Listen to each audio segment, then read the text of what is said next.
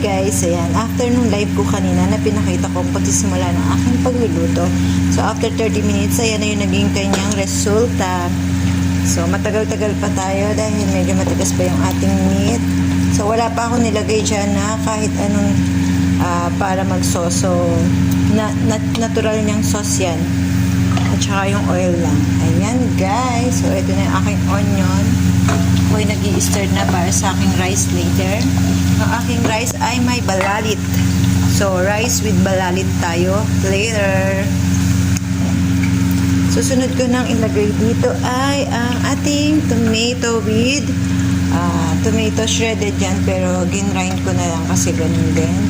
And then kasama nito ang 5 pieces na dried tomato. Ayan. So, fresh. So, 1 and 1/4 lang pala yan. And then, yung dried tomato. Fresh and dried. So, yan guys. Medium fire pa rin hanggang sa 3 beses natin paaangatin yung oil niyan.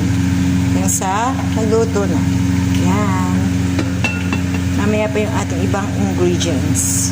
Okay. Hi guys, ayan. So, 3 beses na natin napaangat ang mantika ng ating meat. Mag-a-add na tayo ng hot water na 2 cups. So, ayan. Ito na yung final natin na pagpapalambot talaga.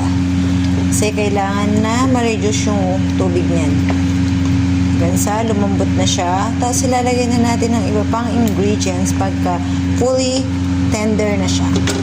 Ayan. So guys, ayan na para sa ating rice. Pinainit ko na yung ating pan. And then, ito na yung balalit.